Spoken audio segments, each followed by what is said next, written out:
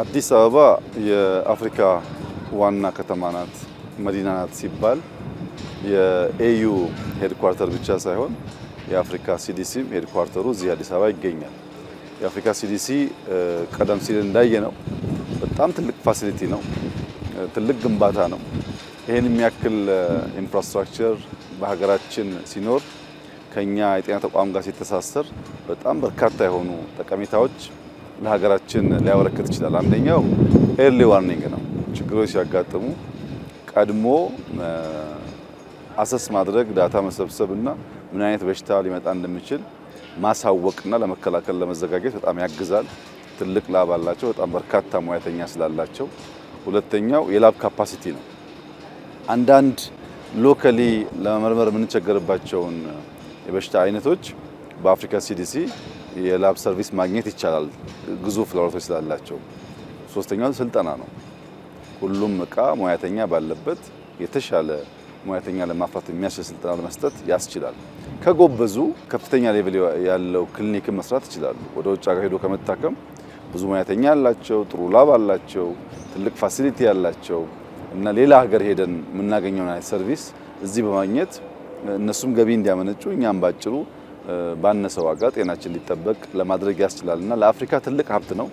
ለኢትዮጵያ ደግሞ ካለን የጤና ፖሊሲ ጋር ተያይዞ መከላከል ላይ ከታመመ በኋላ ማከም ላይ ባለን ፍላጎት እንደዚህ አይነት አቅም ሲገነባ በእጅጉ የሚያግዝ ይሆናልና በርካታ ሆስፒታሎች የተገነቡ ነው ያሉት፣ ጤና ኬላዎች የተገነቡ ነው ያሉት። ግን ለምርምር የሚውል ከፍተኛ የምርምር አቅም ያለው ላቦራቶሪ እና በከፍተኛ ሙያ ያላቸው ግለሰቦች ያሉበት ተቋም ሲኖር ለማሰልጠንም ለመመርመርም ለመደገፍም በእጅጉ ስለሚያግዝ ይሄን እንደ ትልቅ አሴት ነው የምንወስደው።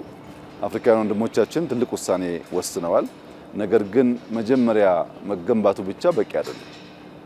ይሄ በጣም ብዙ ሀብት የሚፈልግ ብዙ ዕውቀት የሚፈልግ ትልቅ ፋሲሊቲ ስለሆነ በገባነው ኮሚትመንት መሰረት ይሄን ተቋም ደግፈን ሙሉ በሙሉ ራሱን ችሎ ረን የሚያደርግበትን መንገድ መፍጠር ያስፈልጋል።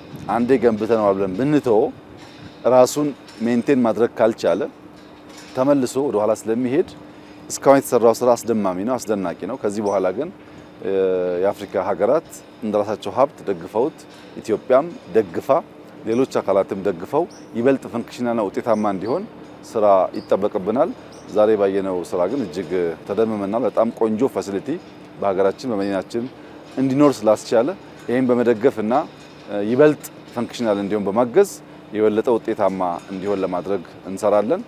ባየነው ደስተኛ ነን። እንደሚቀጥል ተስፋ አደርጋለሁ።